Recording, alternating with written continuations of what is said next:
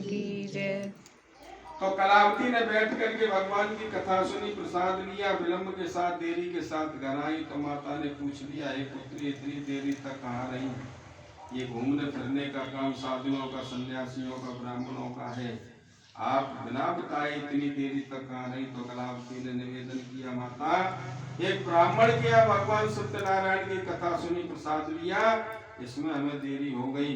तो लीलावती को याद आया, स्मरण हुआ कि एक व्रत का संकल्प मेरे स्वामी ने किया था कि जब हमें संतान की प्राप्ति होगी तो भगवान सत्यनारायण की पूजा करेंगे। संतान प्राप्त हो गई, संतान का विवाह भी कर दिया, लेकिन हम लोगों ने भगवान सत्यनारायण की पूजा नहीं की।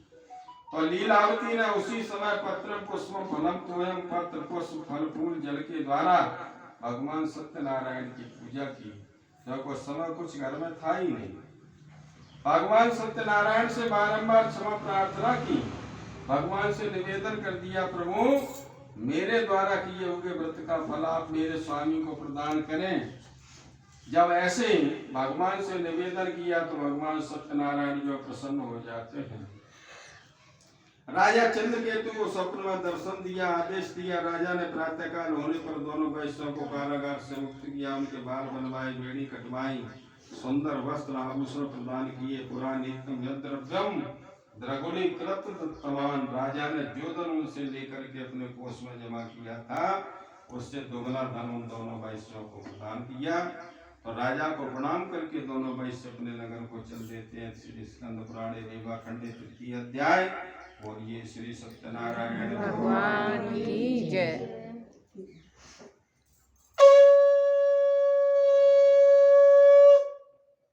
सूतवासुर जी कहते, यात्रा कृतमान साधु मंगलान पूर्वका ब्राह्मणे को धर्म दत्ता तदा तो नगर में साधु ने मंगल कृत्य किए, ब्राह्मणों को दान दिया। नाम को लेकर के अपने नगर के लिए चलने लगे।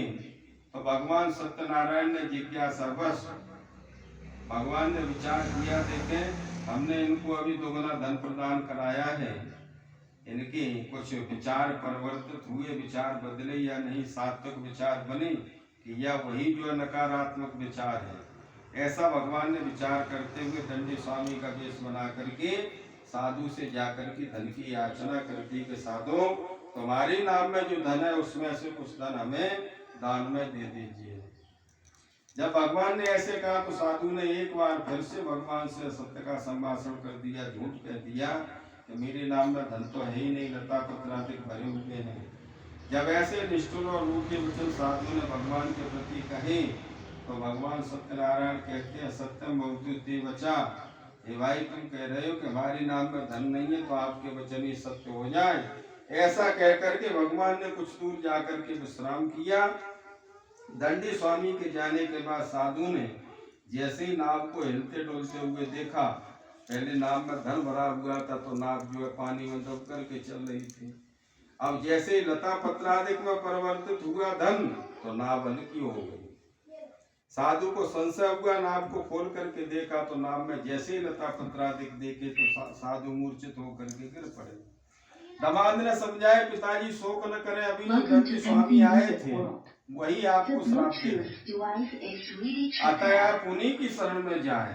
तो अपने दामाद के वचन सुनकर के साधु दंडी भगवान की शरण में पहुंचा, भगवान की स्तुति की। तो भगवान कहते हैं, साधु तुम बार बार झूठ बोलते हो और मैं तुम्हारी बार बार मदद करता हूँ कि कारागार से छूट गई फिर भी हुआ न चेतों, और लता पात बतलाय करो अब क्यों हुए अचेतों।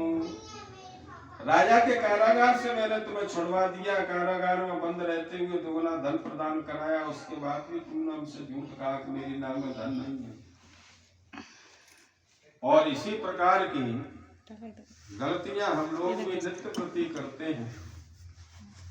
भगवान ने समस्या का समाधान कर दिया है, लेकिन आदत हम लोगों की ऐसी बन गई है, अगर किसी ने आकर के पूछ लिया और भैया क्या हाल है, ठीक ठाक, अरे भैया बड़े परेशान है। समस्या का समाधान कर दिया उसके बाद भी कह रहे बड़े परेशान है। तो परमात्मा भी विचार करता है कि मैंने इनकी समस्या का समाधान किया, और ये फिर भी परेशान है। इससे तो पहली वाली स्थिति इनकी अच्छी थी। अगर परमात्मा ने समस्या का समाधान कर दिया है तो परमात्मा को 7 बार अवश्य देना चाहिए, फिर परमात्मा को दोष न दे। तो साधु ने भगवान की स्तुति की, प्रभु आपकी माया से मोहित 33 कोट के देवता आपको नहीं पहचान पाते, तो मैं तो अज्ञानी हूँ, मूढ़ हूँ, मैंने कभी आपकी पूजा नहीं की, कभी आपको जाना नहीं। कृपा करके आप प्रसन्न हो जाइए, हम वैभव और विस्तार के साथ में आपकी पूजा अवश्य करेंगे। जब ऐसे श्रद्धा युक्त वचन साधु ने कहे तो भगवान सत्यनारायण जो प्रसन्न हो जाते हैं। साधु को वरदान दिया। साधु ने नाव पर आकर के देखा तो नाव पहले की तरह धन से परिपूर्ण है। नाव को लेकर के साधु नगर पहुंचे। दूतों को खबर करने के लिए घर भेजा। दूत ने नगर में जाकर के हाथ जोड़कर के साधु की धर्मपत्नी से निवेदन किया, निकटे नगर से जामात्र सहित तो बड़े नगर के समीप साधु बहुत सा धन लेकर के आए हैं। दूत के मुख से ऐसे सुंदर वचन सुने तो लीलावती जो बड़ी प्रसन्न हो जाती हैं। भगवान सत्यनारायण का पूजन किया, प्रसाद लिया, अपनी पुत्री से कहा भगवान का प्रसाद लेकर के कब आना। तो कलावती ने भगवान के प्रसाद को त्याग दिया कि मैं जल्दी जाकर के अपने पति के दर्शन कर लूं। प्रसाद की अवज्ञा के कारण भगवान सत्यनारायण ने कलावती के पति को नाव के साथ जल में डुबो दिया। जब कलावती ने अपने स्वामी का दर्शन नहीं किया तो पति के खड़ाऊ लेकर के सती होने का निश्चय करती है। साधु भगवान की स्तुति करते हैं। भगवान ने आकाशवाणी की, साधु तुम्हारी कन्या ने मेरे प्रसाद का परित्याग किया। कलावती घर जाती है, भगवान सत्यनारायण का पूजन किया, प्रसाद लिया, तब आकर के अपने पति के दर्शन किए। उस दिन से वह साधु पूर्णमासी हुए, भगवान सत्यनारायण का व्रत करने लगे। जब तक इस लोक में रहे समस्त प्रकार के सुख भोग करके अंतिम समय में सुंदर मोक्ष को प्राप्त हुए। श्री स्कंद पुराणे रेवा खंडे चतुर्थ अध्याय। बोलिए श्री सत्यनारायण भगवान की जय।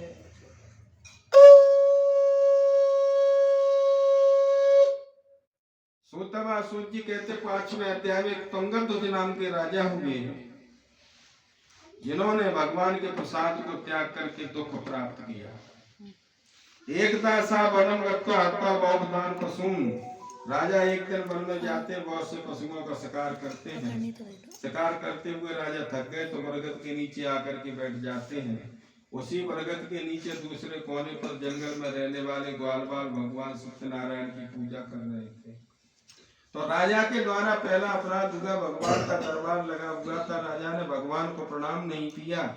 ग्वाल वालों ने भगवान का भोग लगाया, प्रसाद ला करके राजा को प्रदान किया, तो राजा ने दूसरा अपराध कर दिया, भगवान के प्रसाद को त्याग दिया।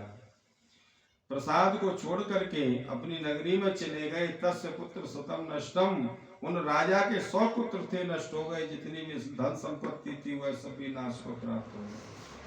तो राजा विचार करते हैं कि मेरे द्वारा जंगल में मैंने जो भगवान सत्यनारायण के प्रति अवज्ञा की, जो प्रसाद का परित्याग किया, उसी के कारण मेरे धन पुत्र आदि का नाश हो गया।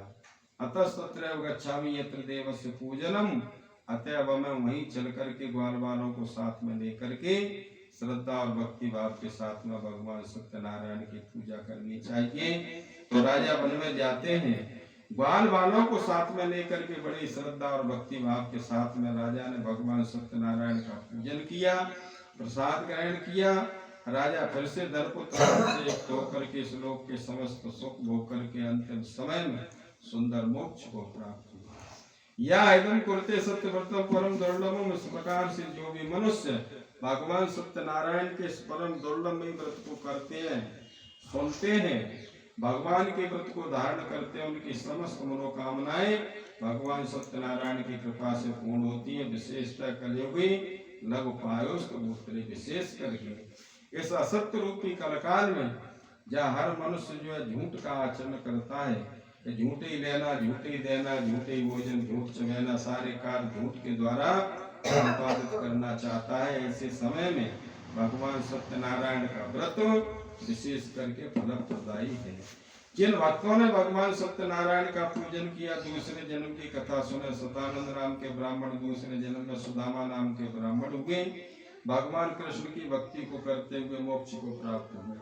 लकड़हारा दूसरे जन्म में निषाद राज हुआ, भगवान राम की पूजा को करके वैकुंठ को प्राप्त हुआ। और लुकाम्ब नाम के महाराज थे, दूसरे जन्म में दशरथ नाम के राजा हुए, भगवान राम के वियोग में वैकुंठ को प्राप्त हुए।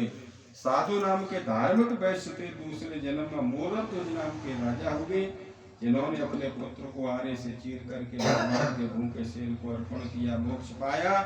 तुंगध्वज नाम के जो महाराज थे, दूसरे जन्म में स्वयंभू नाम के मनु हुए, जिनके द्वारा ये मानवीय सृष्टि का क्रम चला।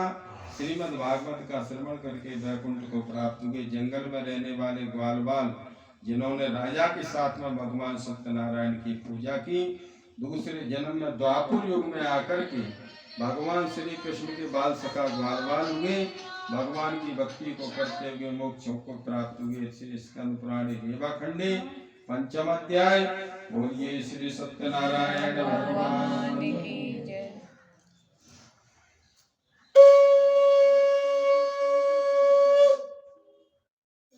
बंद करना, कोई तसला कुंड वगैरह क्या है?